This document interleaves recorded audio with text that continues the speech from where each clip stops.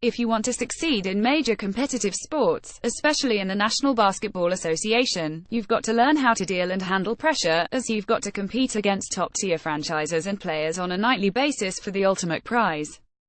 Nobody's safe in the NBA and pretty much everybody's expendable to say the least, with coaches and GMs always on the hot seat regardless of how good they've fared in the past or how much they've given the franchise. And even though all franchises are under a lot of pressure entering this year, there are 5 franchises that are heading towards major crossroads this campaign, being 5 teams under the most pressure of them all this campaign. Point 5.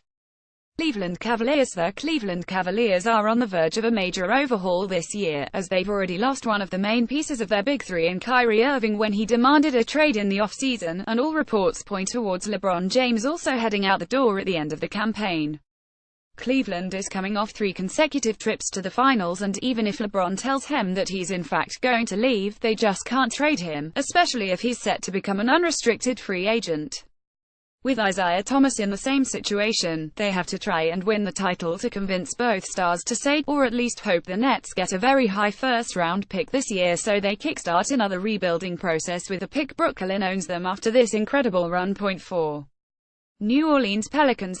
New Orleans Pelicans parted ways with one of their biggest prospects in Buddy Hield, as well as Tyreke Evans, Langston Galloway and a first and second round pick for this upcoming draft in order to land DeMarcus Cousins to play alongside Anthony Davis for a couple of campaigns before he enters free agency. This experiment has worked out pretty well so far on an individual level, with Boogie playing the best ball of his career, but if the Pelicans fall short of the postseason once again, they're very likely to lose DeMarcus for free at the end of the campaign, and considering how crowded the Western Conference is, reaching the playoffs is no piece of cake for sure. The Washington Wizards have really improved on a yearly basis and they're looking like one of the most solid squads in the Eastern Conference right now, especially in their home court, but they've constantly failed to thrive in the playoffs, with the East completely dominated by LeBron James and his Cleveland Cavaliers. So, with the Wizards keen to make an Eastern Conference run this season, and after John Wall inked his signature on a major extension, frustration may force the all-star point guard to force his way out of the nation's capital if they don't at least make the ECF this campaign, and that would represent a major blow for the team's future after they've built their squad around Wall. Point 2. Portland Trail Blazers. The Portland Trail Blazers are in a very similar position to the Washington Wizards, having an all-star point guard in Damian Lillard but lacking the kind of support cast to go the distance in the postseason, something that takes away a lot of attractive for top-tier free agents that would like to head towards Rip City. Lillard is as loyal as they come, and he's unlikely to demand a trade if the Blazers don't make the WCF this season, but the team's front office may want to explore their options and consider moving him if they don't succeed this year, entering yet another rebuilding process that would take them further away from contention. Point 1.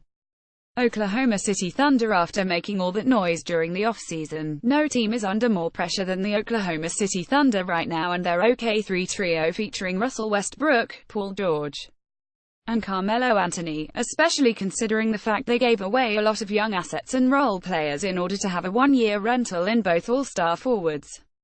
After a third of the campaign, the Thunder hasn't really clicked and the lack of chemistry between the 3 players is obvious. Besides, they don't have enough talent on the bench to try and make a push in the playoffs. So, if they don't turn things around pretty soon and go the distance in the postseason, they're facing the risk of losing George and Anthony for nothing after giving away that much for them.